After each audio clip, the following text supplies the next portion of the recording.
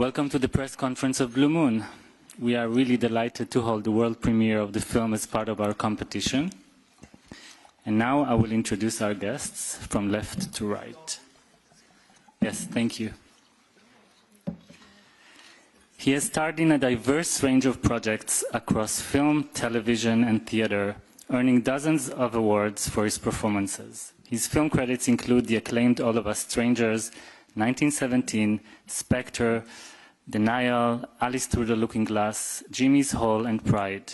He won a BAFTA for his performance in Sherlock, and his television work includes the international hit Fleabag, as well as Black Mirror, his Dark Materials, Modern Love, The Hollow Crown, and Ripley. Please welcome Andrew Scott.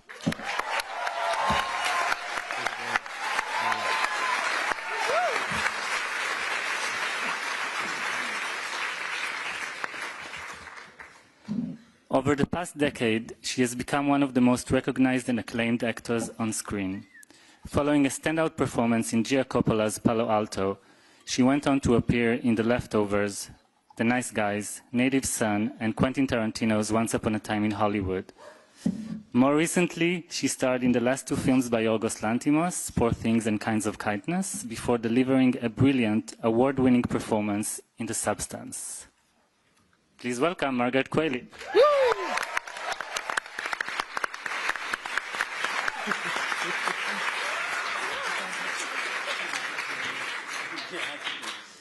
He has appeared in over 100 films, theater and television productions, directed 5 feature films, and won more than 70 awards. His collaboration with Richard Linklater has brought to life some of the most beautiful films of our time, including the Before trilogy and Boyhood. He first gained recognition in Dead Poets Society and has since delivered outstanding performances in Reality Bites, Gattaca, Great Expectations, Before the Devil Knows You're Dead, Maggie's Plan, First Reformed, The Black Phone, The Northman, and many, many more. Please welcome Ethan Hawke.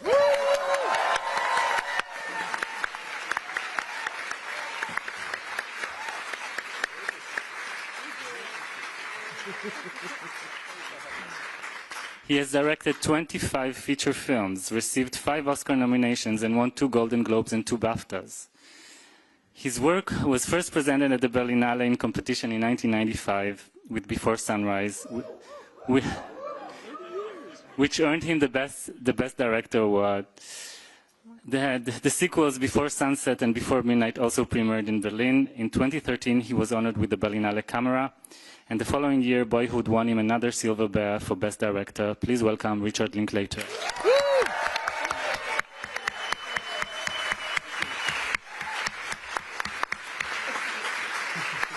Okay, I see you have many questions, so we start with the floor. Can we bring the mic over there, please? Yeah. Oh. Hello, everybody. Congratulations. Wow, what a film. Had to be the first person to say it. Out of New York Pop Matters, I have a question actually for all of you, starting with Mr. Linklater. This is a chamber piece, a seemingly deceptively easy film to digest, but it seems to cut very, very deep and to tell an entire history. My question for all of you is, what history is this? What history is it telling? Thank you. What history is it telling? Well, on one hand, it's one night in the life of Lorenz Hart on this, opening night of Oklahoma. But I've always loved this period so much, the 30s and 40s, musical theater, the craftsmanship of it. And I think our goal with this movie was to, if it could be like a Rodgers and Hart song too, the song craft, if it could be beautiful and kind of sad and funny and, all these things all at the same time. So I don't know if that's answering your question, but history, it's one night in their life, 82 years ago. But all these years later, we're still talking about it. So, I don't know. All right, we have another question there. Yeah. Hi everybody, this is Mark Karapetyan, publisher of Spirit, A Smile in the Storm, my film magazine I do since my 16th living year, and what a classy and heartbreaking masterpiece. Really, I was so touched. My question goes to Ethan Hawke, but just I want to tell Margaret, I love your dog. My first dog was also a toy poodle called Habibi. What's the name of your dog? You can tell. And Ethan, 30 years ago, we met at the Zoopalast before sunrise and did cool pictures with my magazine. So it's a long journey, and you become an international star. But this role is really not fishing for compliments for me, the performance of your life. How did you prepare to play this part? Thank you. The truthful answer to that is it takes a lifetime. You know, I was thinking about that. You prepare for a part like this by playing Macbeth. You prepare for a part like this by, it's an what Robert Kaplow wrote for us, this absolutely beautiful script that, if done right, we imagined it's basically a film that's one scene. It starts and all the dominoes fall in one gesture. And if it could have that simplicity, but to make that, the verbiage come alive, to make the dynamics, the musical quality that Rick's talking about, when is it fast, when is it slow, when is it arresting, when is it heartbreaking, when is it stupid? You know, how can it keep changing? Stupid in a good way, I mean, you know, silly. It takes a long time to understand the dynamics at play, I think, for me. Because I could say, oh, I prepared by shaving my head, or I prepared by listening to Lorenz Hart songs, but that's not really the truth. It's a long time of figuring out how to stage scenes and how to make a 7-page, 11-page scene dynamic enough for you to watch it and for it, you know, to not fall flat. It takes a long time to understand those kind of dynamics. And this character that Robert created has so many opposites. That's what really turned me on about it. He's very small and he's huge. He's a lover and he's lonely. He's deeply insecure and wildly confident.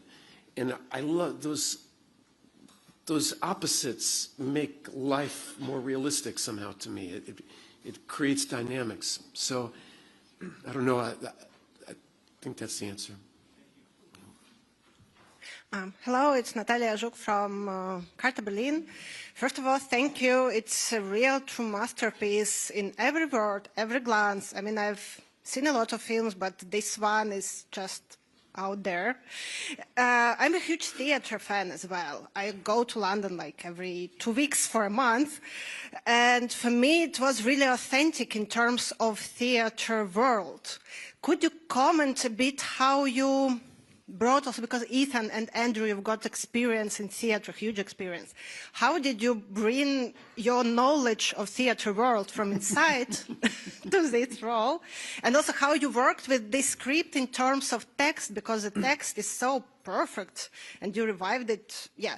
And Andrew, I don't know if I have a chance to tell this sometime later, but you're one of the people I turned a theater critic for.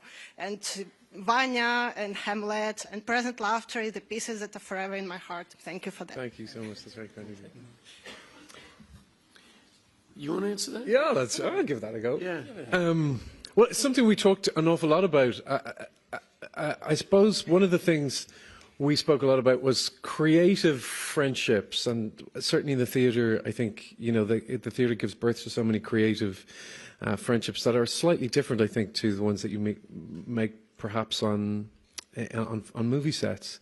But the film is set on an opening night, and one of the things that we were very concerned about was how do you make a conversation that is supposed to be sort of laden with history and love and emotion, and how do you conduct a conversation like that in the midst of the opening night of one of the biggest musicals that's ever lived? And what happens, I think, is that you're interrupted, and many of us have been in those situations where there's a premiere of a film or the opening night of a play, and it's a very, very extraordinary atmosphere on those nights, because you're incredibly vulnerable, but you're also strangely elated. You're frightened, but you're also completely exhilarated. And I think it's so interesting that these extraordinary dynamics are existing as the sort of theatre showbiz train continues, that you're having these stolen moments of heartbreak and lust and love and bitterness, and theatre showbiz train continues, that you're having these stolen moments of heartbreak and lust and love and bitterness and real affection happening as people are interrupting you. And we talked a lot about the sort of choreography of that as well, didn't we? Yeah, just trying to make it feel real in its space, yeah. Yeah. Okay, over there. Yeah. Good morning, Márcio Salem from Brazil. Who wants inoffensive art? Larry asks at a certain point in the film. And yet, Hollywood and Broadway have been built upon that same inoffensive art that appeals to Greeks and Trojans. And it got worse with streaming and social media standardization of public taste. What are the challenges you, Mr. HAWKE, and you, Mr. Linklater, face to deconstruct that same taste with art that truly defies? Thank you. Thank you. Yeah, jump in. What's the question? Yeah, I wasn't sure the question. It felt a lot like a compliment. I'll take it. Inoffensive art. I mean, we're all dealing with that, right? I mean,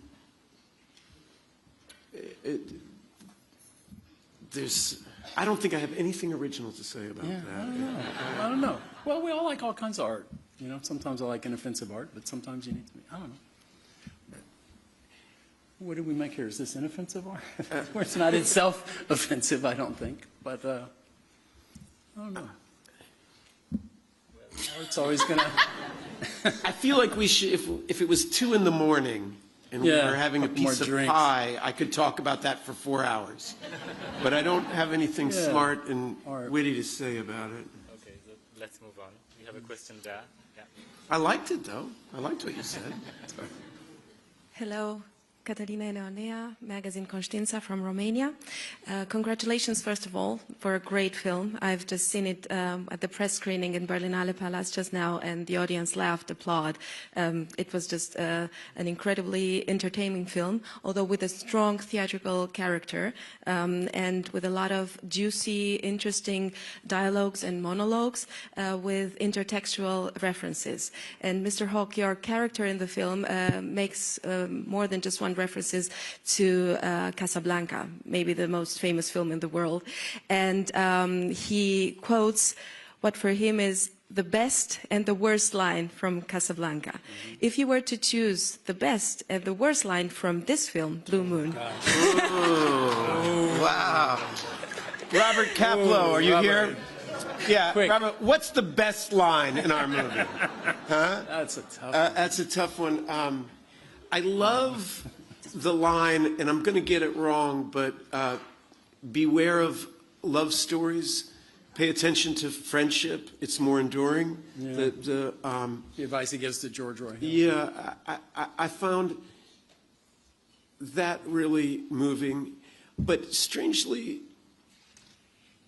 my favorite moment is probably a silent moment, which is when you two leave me. It's like it's strange to watch a movie about heartbreak when everyone is actually trying to be kind. It's one of the things that I really love about Richard Linklater's films is that they love people. That you're seeing human beings in all their frailty, but with the respect and honor. The film seems to like the people. And these hearts are getting broken, but people are all being kind to one another. They're trying, and we still get hurt. And I find that kind of profound. We see a lot of movies where people are trying to hurt each other. And a lot of my daily life is more like the movie where people are trying and they still hurt each other. So do you guys have a favorite line? I think you did I did it. job. Yeah, did you? Okay. Okay, we have a question there. Yeah. Hello, I'm David Martos for Quinótico in Spain. I'm afraid I have a follow-up question to my colleagues because I wanted to ask you about offensive art. Don't you think that in these dark times, art should be offensive or even challenging or even a spark in the middle of darkness? What do you think? Yeah, well, that sounds good. Offensive times conjure up offensive art, maybe, yeah. But art's, I mean, movies particularly have always been escapism. And in our movie, he's accusing Oklahoma of being kind of escapist in the middle of the horrors of World War II. So, I don't know. I think most human psyches want to escape a little bit and to, you know, I don't know. But there's probably less offensive art now than there has been in the past. One of the dangers of offensive art, I mean, if we want to talk about like great punk music or Brecht, there's some early Brecht plays are kind of punk in their sensibility, and some of the great offensive art is audiences have to care.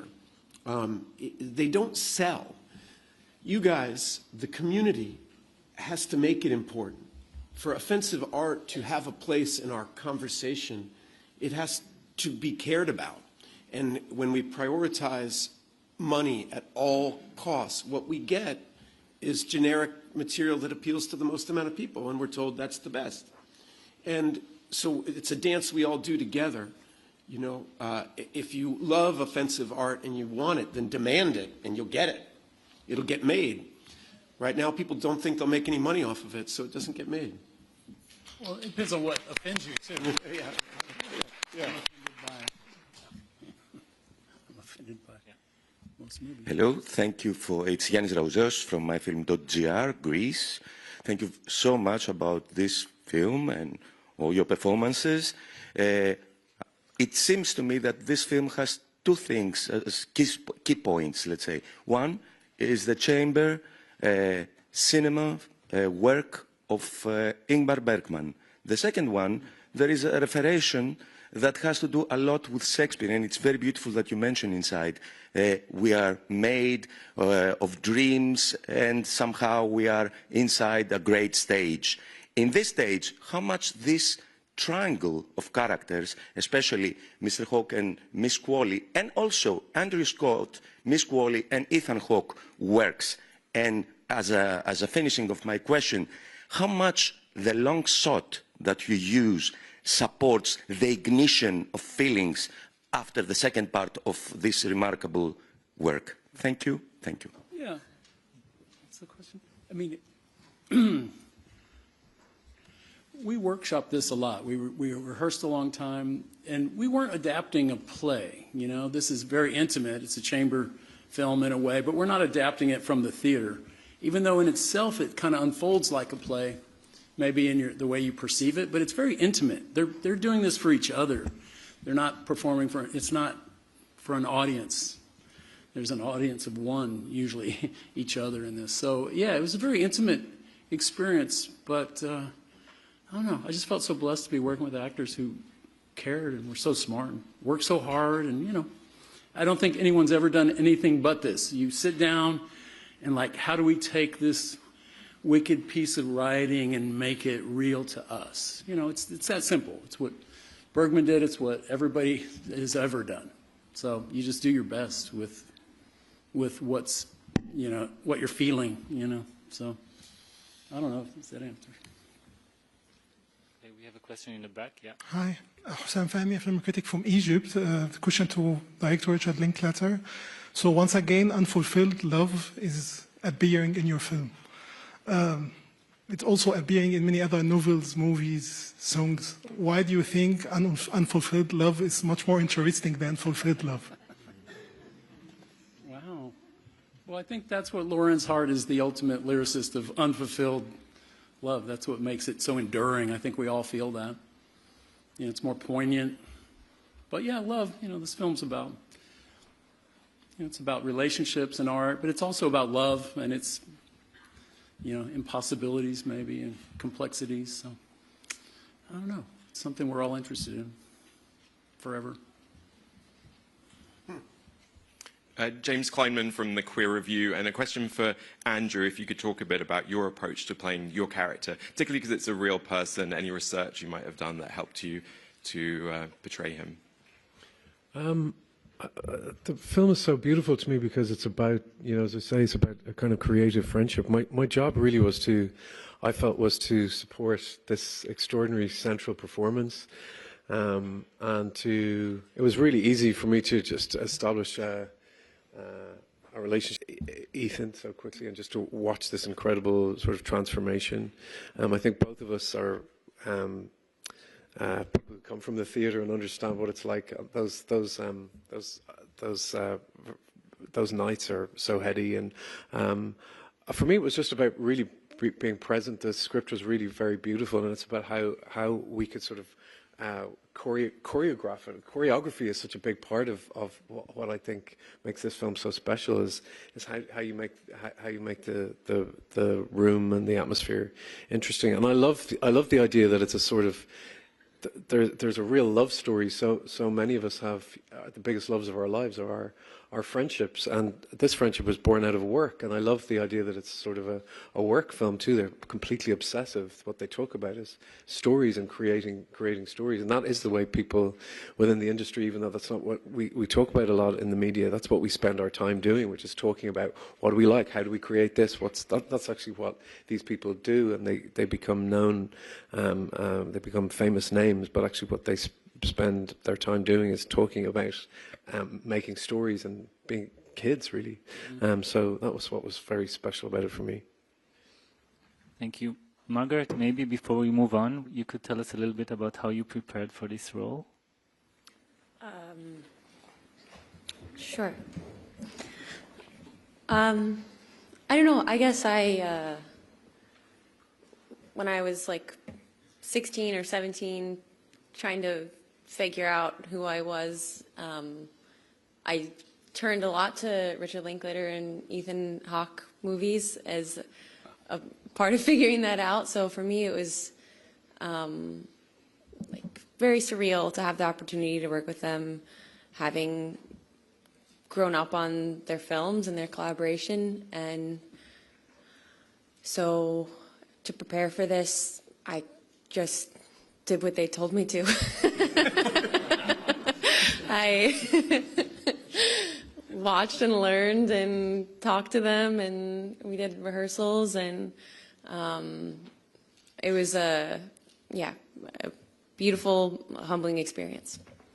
Thank you. We have a question in the back. Yeah.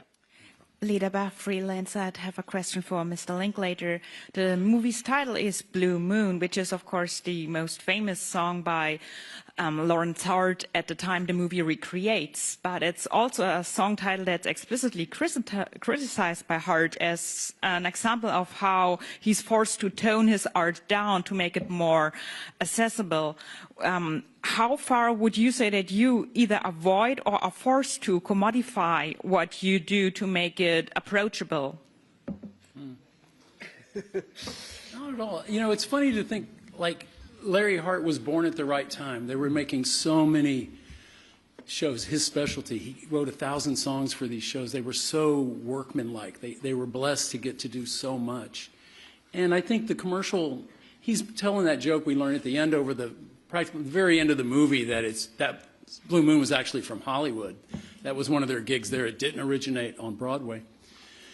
And yeah, it changed the name. You can watch an early version of that song in another movie, and it has its own commercial history, let's say. But, you know, yeah, they were professionals, but within professional work, so much beautifully inspired. If you're an artist, you're going to express yourself when and where you can. I mean, to answer your real question, I don't think I've compromised much at all over the years. I don't, you know, we have no pressure. It's a low-budget film. We do whatever we want. I don't, you know, I didn't, there's no, I mean, I don't know. I don't have complaints about compromise. You know, it's just like, you hope everybody likes the movie, but there was no, you know, test screenings or any of that. You hear the horror stories. And the film industry can be an interesting collision between art and commerce, but I've largely been spared that over all these years. Okay, because you never make anything commercial. Well, yeah, there's that. They gave up on me a long time ago. We have time for one more question, and it will be over there. Yeah. Kerstin Legenzer from German television RTL. I've got a question for Mr. HAWKE, and you are so long in the movie business now. Which advice do you have for young actors in the movie business? I don't know. Advice is worthless unless asked for, you know. Anybody who thinks they have so much to offer. It's interesting that Margaret's answer to that question had such humility to it, and I often think that young people don't understand exactly how much they're giving and how much we all build on each other. It's a wonderful compliment that she would have watched those movies and be inspired by them, but we were inspired that she cared about this movie and brought her whole self and her artistry to that. And I think about that with a lot of the young people in my life. How important it is they value themselves because they're giving so much. Their ideas are new. Nobody else has been alive at this particular moment with being born of this generation, and their work is absolutely essential. And so I learn from people like Margaret and people who are younger as much. So, but it's really true. It was very inspiring to see her absolute commitment, to the idea and her commitment to follow through on it. And it's one of the things that's super hard about what we do is it's just not always rewarding. You have to be so patient for so long to have 3 days of a thrill, you know, but you have to work on yourself and work on your craft to be ready for when those opportunities present themselves. And then you have to be humble enough to show up and do all the boring stuff to have these moments. And I was so impressed that she was so committed.